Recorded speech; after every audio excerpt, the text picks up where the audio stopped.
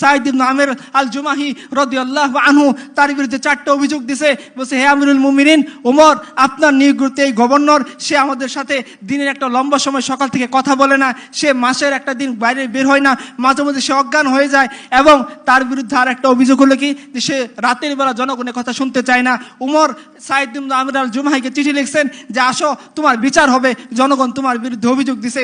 উমর ফজরের সময় মসজিদ নববীতে বসে আছেন। সাঈদ ইবনে আমের আল জুমাহি তার যে পুতলা ছিল সেই পুতলাটাকে কাঁধের উপর বেঁধে তিনি মসজিদে নববীর মিম্বর দরজায় দিয়ে ঢুকতেছেন।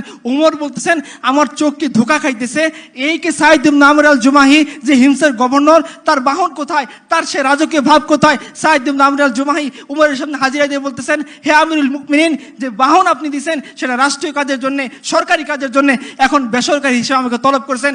আমি সাঈদ ইবনে আমের আল জুমাহি হিমস থেকে হেঁটে আপনার কাছে বিচার আদালতের সামনে দাঁড়ানোর জন্য আসছি। পুটলা কেন নিয়ে আসতো?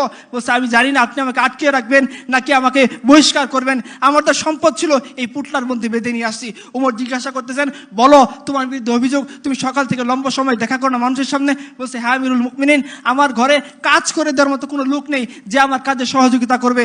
সকাল থেকে ফজরের পরে ইশরাক করার পর কিছু সময় আমি সারাদিনের রান্না বান্না যা আছে সব কিছু নিজে করি, এরপরে বের হই, এই জন্য তারা আমাকে দেখার জন্য সময় মিলাইতে পারে না। বলছে, মাসে যে একদিন লেট করে আসো, জুমার জন্য লেট হয়। বলছে, হ্যাঁ আমিরুল মুমিনিন, আমার একটা মাত্র কাপড়, এই কাপড়কে মাসের একটা দিন আমি ধুই, যেদিন ধুই শুকাইতে দেরি হয়, এই জন্য বের হইতে দেরি হয়। বলছে, রাতের বেলা কেন মানুষকে সাক্ষাৎ দিতে চাও না? বলছে, হে আমিরুল মুমিনিন, দিনের বেলা আপনার যে দায়িত্ব সেটা আমি পালন করি, আর রাতটুকু আমি আমার রবকে দেই। বলছে, হে তুমি যে মাঝে মাঝে অজ্ঞান হয়ে যাও, তোমার কি মৃগের রোগী আছে? বলছে, না না না, আমার মৃগের রোগ নাই। আমার চোখের সামনে একজন সাহাবীকে মক্কার মুশরিকটা ধরে টুকরা টুকরা করছিল, আর সে মরার সময় বলতেছিল, ওয়ালাস্তু উবালি হিনা ওয়াকতালু মুসলিমান আলা আইয়ি জানবিন কানা লিল্লাহি মাসরাই ওয়া যালিকা ফি যাতিলিল্লাহি ইয়াশা ইউবারিক আলা আওসালি শিলবিন মুমাজ্জাই। আমার চোখের সামনে তাকে টুকরো টুকরা করা হয়েছে, তাকে শরীরের উপর চড়ে দেওয়া হয়েছে, কিন্তু আমি কিছু করতে পারিনি। যখন এই দৃশ্য আমার মনে আসে আমি বেহুশ হয়ে যাই। এই হচ্ছে আমার অবজেকশন।